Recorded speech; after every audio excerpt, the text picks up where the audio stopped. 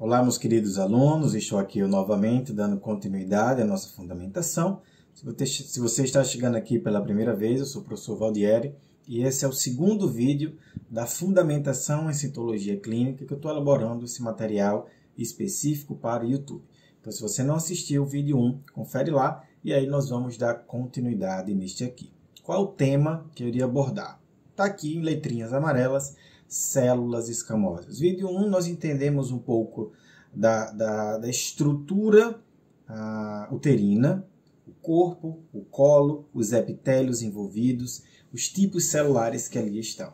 Mas ali no universo, pensando numa histologia, no corte histológico, agora nós vamos visualizá-las numa perspectiva da citologia, de fato, a utilização do microscópio óptico, em que ele vai lançar uma luz sobre essas células e essas células serão visualizadas nas lentes de aumento. É muito importante entender que essas células elas precisam ser bem coletadas, bem fixadas, bem coradas, para que a gente possa fazer uma análise responsável e de qualidade para entender o contexto daquela lâmina, tá? Então vamos aqui iniciar. E nesse início, deixa eu só...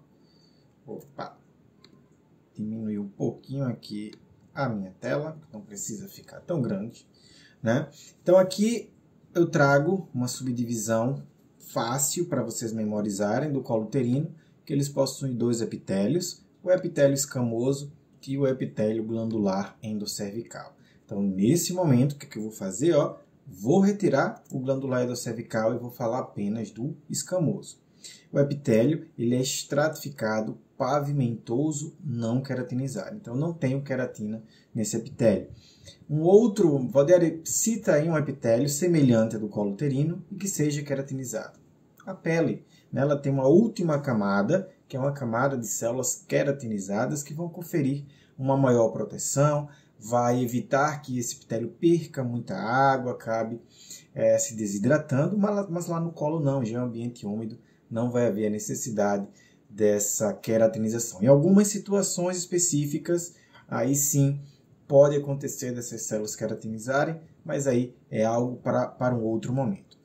Os tipos celulares escamosos que iremos encontrar são as células imaturas ou profundas, que são as células basais e as células parabasais. É bem difícil na lâmina você conseguir identificar se de fato aquilo é uma célula basal ou aquilo é uma célula parabasal. Vai entrar no campo da suposição. Então, o que a literatura recomenda?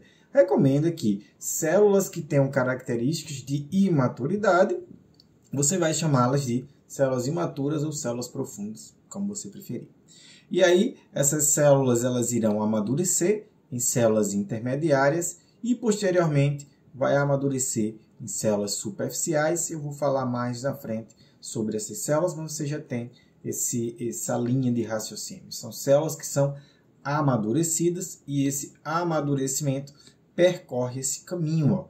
Então, basal é menos maduro que parabasal, que é menos maduro que intermediária, que é menos maduro do que superficial, tá? E essa maturação, ela é hormônio dependente. Você necessita de um estímulo hormonal para que haja essa maturação celular, tá?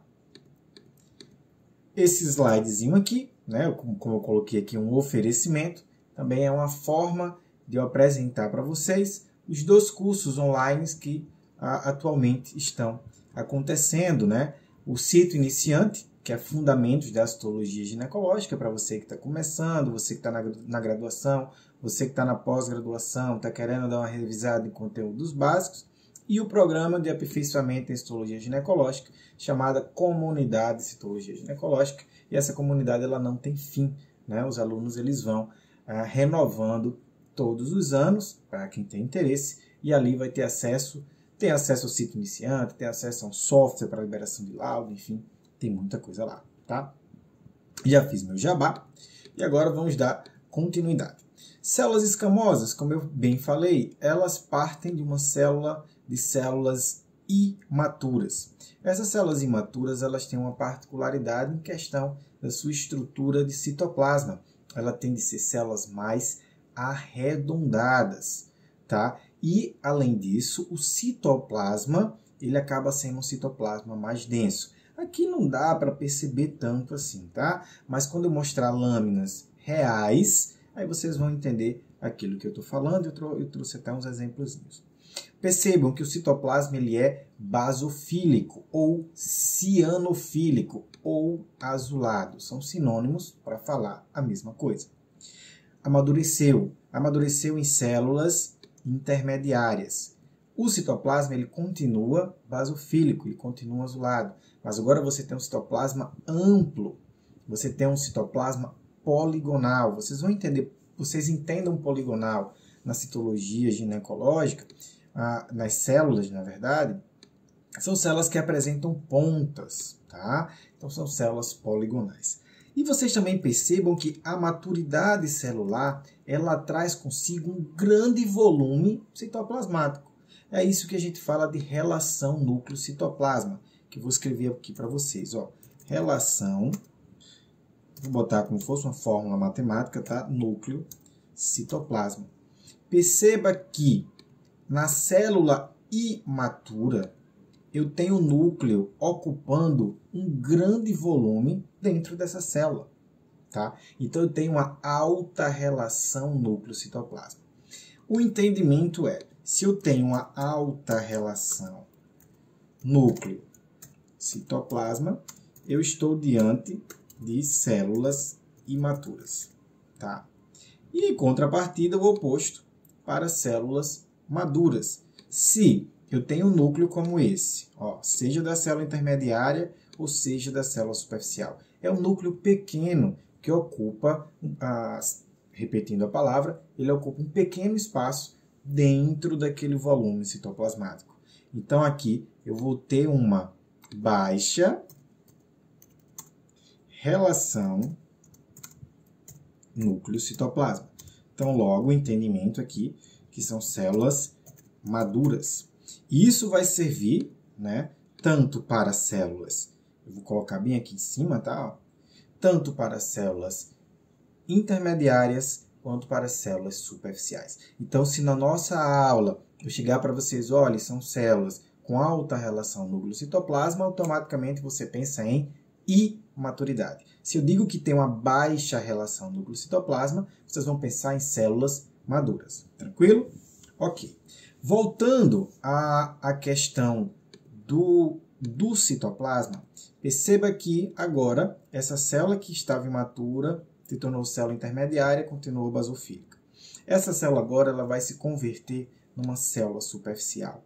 Em um primeiro momento desse amadurecimento, a célula superficial ela também fica com citoplasma basofílico azulado. E só após um tempo ela passa a ter esse citoplasma eosinofílico, um citoplasma rosa, tá? Então você vai poder perceber isso nas imagens que eu vou mostrar. Então talvez você esteja se perguntando aí, Valdier, então, se eu tenho a possibilidade de células intermediárias e superficiais, que são células maduras e que podem ter a mesma tonalidade do citoplasma, como essas e essas, o que vai diferenciar um tipo celular de outro? É simples. As células maduras, você não vai, preste atenção, você não vai utilizar a cor do citoplasma único e exclusivamente para definir se ela é intermediária ou superficial. Você vai perceber a estrutura nuclear. A cromatina, o núcleo da célula intermediária, ele é maior, a cromatina é mais aberta, a luz consegue passar por esse núcleo melhor.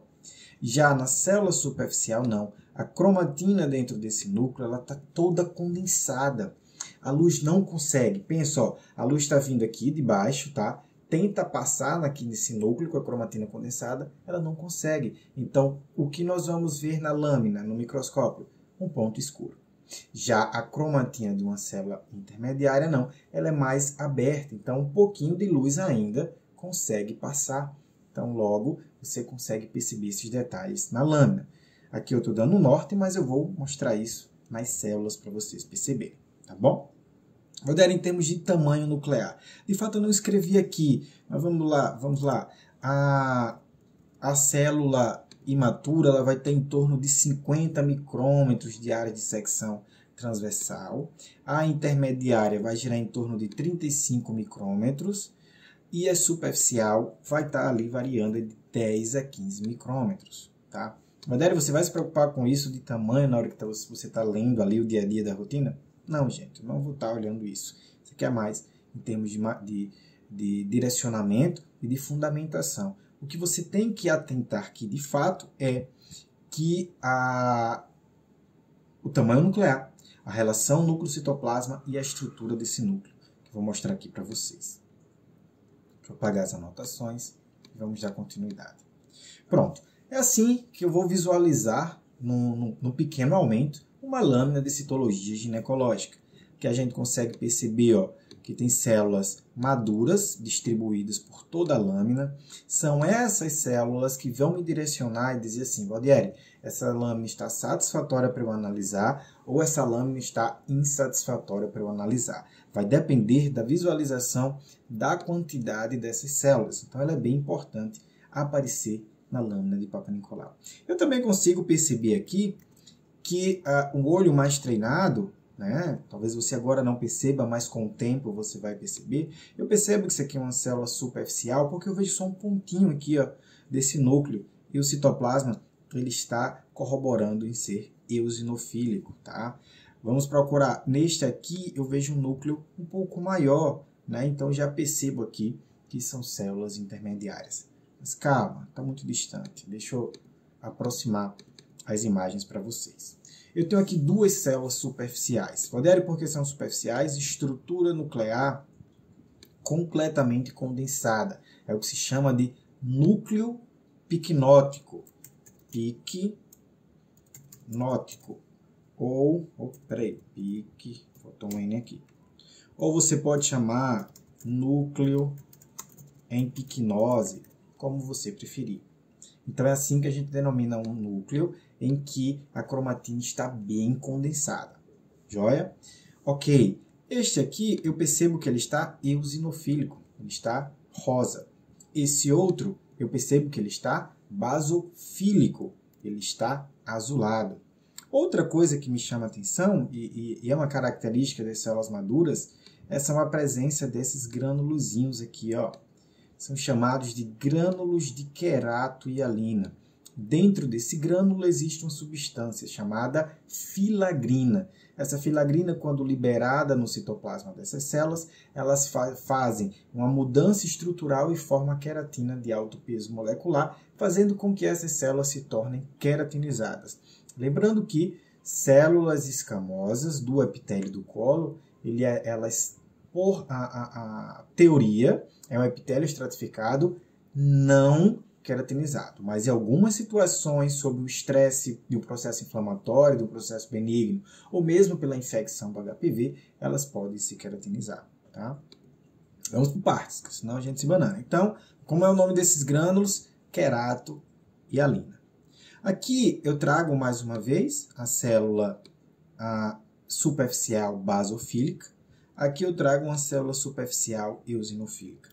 Não sei se vocês vão conseguir perceber que a foto não ficou tão boa, mas mais ou menos nessa região existe uma tonalidade um pouco mais amarelada. E aí a gente percebe que essa célula ela tem glicogênio intracitoplasmático. Então, células maduras, além de terem um grande volume citoplasmático, um núcleo menor, com baixa relação núcleo-citoplasma, elas também possuem glicogênio intracitoplasmático na sua estrutura, tá? No seu citoplasma. Lógico, existem as células intermediárias que a gente vai ver e vocês vão perceber a diferença do acúmulo que as células intermediárias têm de glicogênio. Lá, elas acumulam bem mais, tá? Do que as células superficiais. Mas fiquem cientes que células maduras acumulam glicogênio, sejam intermediárias, sejam superficiais. Valdieri, eu sempre vou ver esse glicogênio? Não. Em alguns momentos do ciclo menstrual, no estímulo da progesterona, você pode ter um acúmulo melhor, tá? Outra coisa que pode acontecer, será que sua coloração foi boa? Será que a fixação foi boa para você visualizar essa tonalidade amarelada? Tá? Então, isso faz muita diferença. Tem gente que trabalha há anos e nunca viu uma tonalidade amarela no citoplasma. E aí, às vezes, tá ligado também à qualidade do reagente, a qualidade dos corantes que estão sendo utilizados. Uma vez que a hematoxilina, um corante nuclear, ela cora os componentes, como eu bem disse, nucleares. E aí você vai passar pelo orange G, componentes citoplasmáticos, aqueles mais direcionados a processos de queratinização, mas coremácia também, e a eosina, né? O EA36, na verdade, que é uma mistura de reagentes que vão corar essas células, dando essas variações de tonalidades. Então, se o corante não foi muito bom, às vezes a célula fica toda rosa, a lâmina fica toda rosa, às vezes a lâmina fica toda laranja, às vezes a lâmina fica toda azul. E aí, você tem que ponderar entre a qualidade do corante, a boa fixação, o uso correto desses corantes para você visualizar os achados.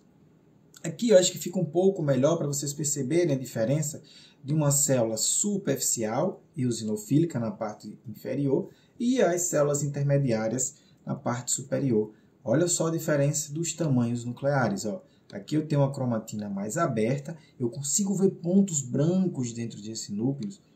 Não brancos, mas eu consigo ver pontos mais claros e mais escuros. E aí eu tenho uma cromatina mais aberta, uma cromatina vesicular. Já aqui embaixo dessa célula superficial, não, ó, perceba, está condensado, o núcleo está em picnose. Em termos citoplasmáticos, são bem semelhantes. São células planas que a luz consegue passar facilmente sobre essas células. Tá? Você consegue ver até o fundo da lâmina. Tá? Outra coisa, ó, o que pode acontecer nas células maduras é isso. Ó. Aqui nós temos uma célula, ó, aqui, e ela dobrou mais ou menos nessa região. Ó, tá? Imagina uma folha de papel, deixa eu ver se eu consigo aqui. Então, aqui está a célula, ó, aqui está a célula, então na hora que ela deposita em lâmina, ela pode dobrar em algum ponto, tá? Ela pode dobrar assim, ela é plana, tá? Acho que eu tenho até, enquanto uma célula imatura, ela seria mais para uma, vamos dizer, uma bola, tá? Então, ela acaba sendo mais difícil de fazer essas curvaturas. Outra coisa que eu falei da tonalidade do citoplasma, a luz para passar aqui, ó, ela está passando por uma maior região citoplasmática para chegar ao meu olho. Já se eu tenho uma célula que ela é plana, a luz passa mais facilmente. Tá? Então, se eu tenho uma célula imatura basofílica e uma célula intermediárias, ambas azuis, ambas basofílicas, aquela que é imatura, ela tende a ter uma tonalidade citoplasmática mais intensa. Já já eu volto com esses dois brinquedinhos aqui que eu peguei emprestado do meu filho para mostrar para vocês, tá? Então bora lá continuar. Valdeir, como é que eu faço um estudo de cromatina? Você está falando de cromatina mais aberta, né? O que é uma cromatina? Como é que eu visualizo cromatina na microscopia óptica? Vocês conseguem perceber que existem pontinhos mais escuros aqui dentro, ó? Né? A gente consegue ver que existe tipo uma areiazinha dentro do núcleo, umas regiões mais escuras e umas regiões mais claras. As mais escuras a gente chama de heterocromatina, a cromatina condensor mais. Numa região mais clara, nós dizemos que é uma região de eucromatina, uma cromatina mais aberta. Então a gente consegue perceber esses pontinhos. Então na hora que eu vou avaliar esse núcleo de uma forma técnica, eu sempre faço essa de uma forma mental. Eu divido o núcleo em 4 quadrantes. Eu faço isso para as células intermediárias, eu faço isso para células imaturas, eu vou fazer isso para células alteradas, tá? Posteriormente. A gente sempre vai fazer um estudo da cromatina. Então isso aqui é uma cromatina que eu posso dizer, chamar de uma cromatina fina. Ela é uma cromatina bem distribuída. Valdeir, por que ela é uma cromatina bem distribuída? Porque eu observo os 4 quadrantes, ó, eu observo esse quadrante, que é semelhante a esse, que é semelhante a esse, que é semelhante a esse. Ah, Valdeir, mas eu estou vendo aqui, ó, que tem uma região um pouquinho mais escura. Gente, pode acontecer. A gente chama isso de, é denominado de cromocentros. Cromocentros são regiões do núcleo em que há uma maior condensação.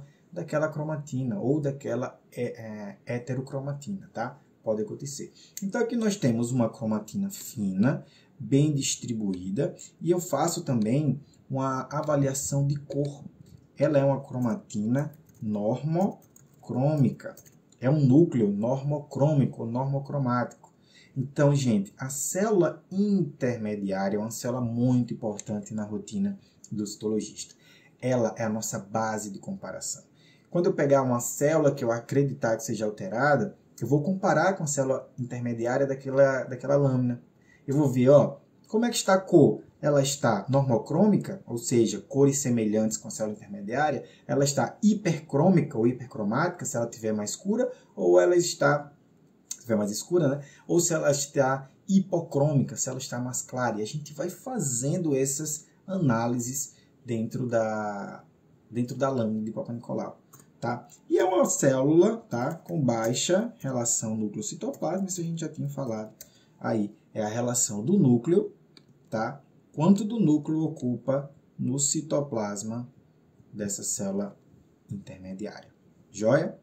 Vou avançar. Bem, lembra que eu falei que nas células intermediárias o glicogênio seria mais fácil de visualizar, que ele fica mais intenso? Então tá aqui, ó. Olha essa tonalidade amarela, como ela é bem mais intensa nessas células intermediárias. E essas células intermediárias, elas recebem um nome especial, que está aqui em cima, ó. São células naviculares. Eu coloquei células, abre aspas, intermediárias, fecha aspas, naviculares. Mas você não precisa botar esse intermediário aí não, tá? Você pode chamar de células naviculares, que iremos entender que são células intermediárias. Células ricas em glicogênio. São células que, sob o estímulo principal da progesterona, elas acabam acumulando ainda mais glicogênio no seu citoplasma. Tá? Então, você pode encontrar isso aqui na sua rotina. A célula navicular tem algumas particularidades, como essa aqui, ó. O núcleo, ele é rechaçado, ele é empurrado para a periferia da célula, porque forma-se um grande vacúolo, ou vários microvacúolos de glicogênio no citoplasma, e vai empurrando, o núcleo sai daqui, ó, tô acumulando glicogênio. Ele acaba ficando esmagado aí nessa célula. O termo navicular, ele é um termo basicamente relacionado vamos botar um grosso modo, como se fosse um barco, tá?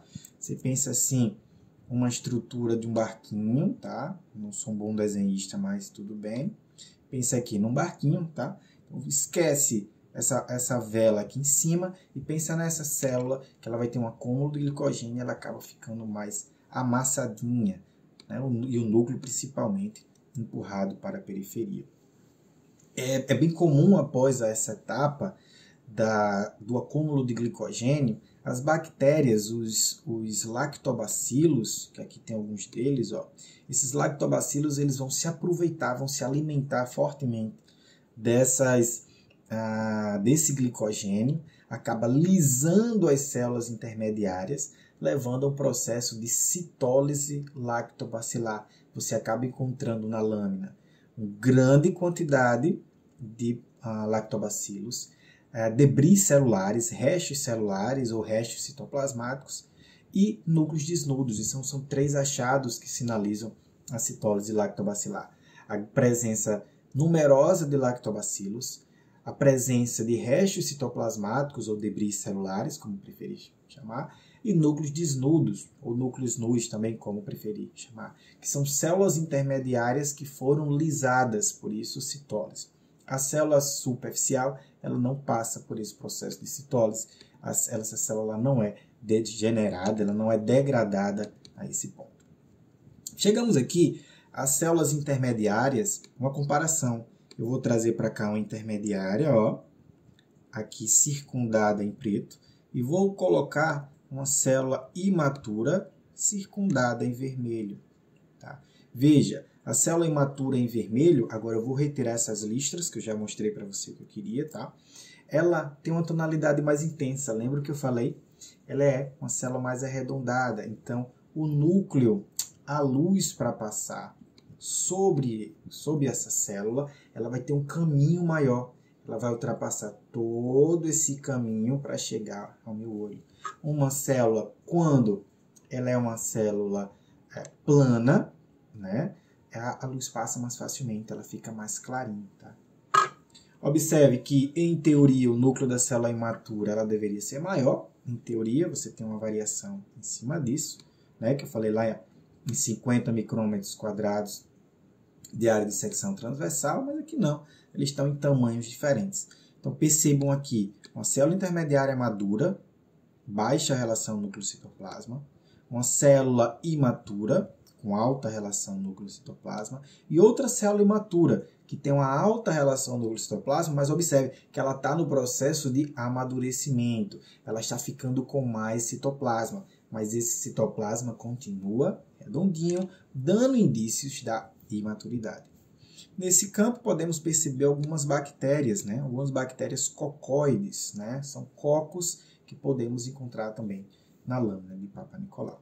Nesse cantinho aqui, o que vocês veem são leucócitos. São neutrófilos, que nós chamamos no dia a dia da citologia como leucócitos polimorfos nucleares neutrófilos. Ou também, você pode ver o termo PMN. PMN, tá? Você já sabe que está falando dos leucócitos polimorfos nucleares. Neste outro campo, também tem para mostrar as células imaturas e células maduras.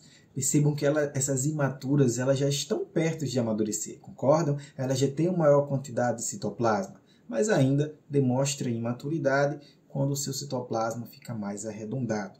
Então essa aqui é uma lâmina bem interessante.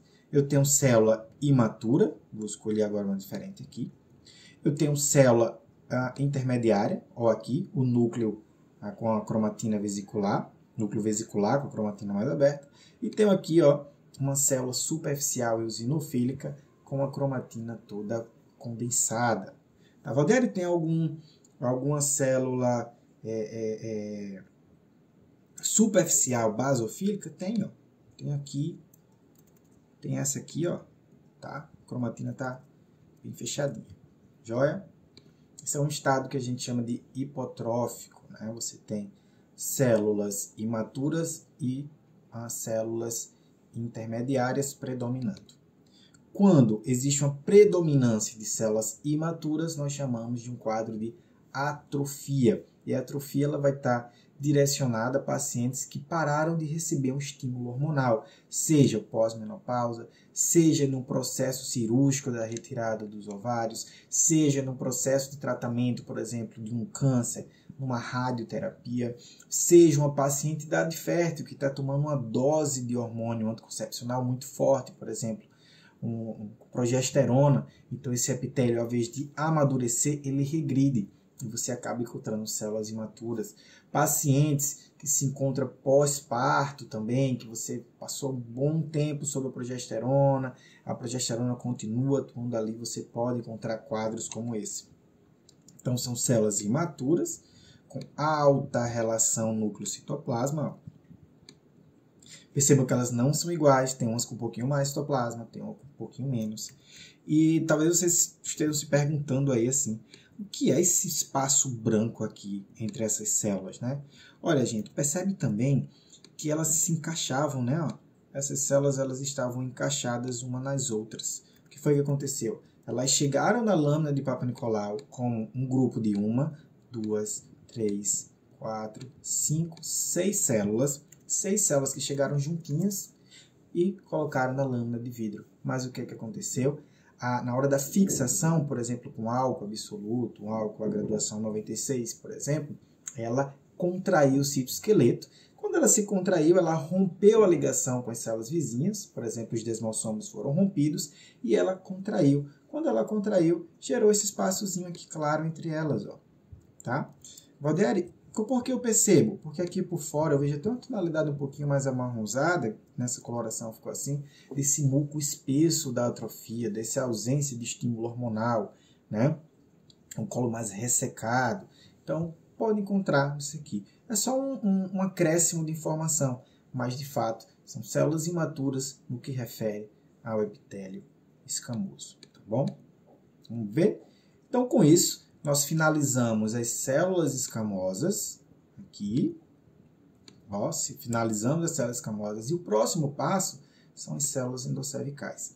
Essas células endosservicais bem famosas pela sua conformação especial, empaliçada, que ela fica parecida como se fosse uma cerca, né?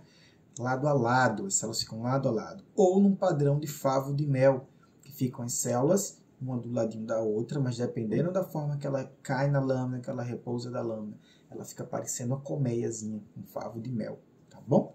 Então, com isso, nós encerramos esse nosso segundo encontro, tá? Da fundamentação em citologia clínica com as células escamosas. Se você gostou desse conteúdo, de verdade, ajuda demais, curte, deixa um comentário, compartilha aí com seus amigos, com os colegas que gostam da citologia. É uma coisinha meio bem comum de vocês ouvirem, né? Mas, de fato, o YouTube, o algoritmo, entende que é um material relevante e talvez esse conteúdo possa ajudar várias pessoas de uma forma gratuita, tá bom? Então, se puder, faz isso, que eu agradeço. Joia? Então é isso, encerramos por aqui esse encontro e a gente se vê no próximo vídeo. Tchau, tchau.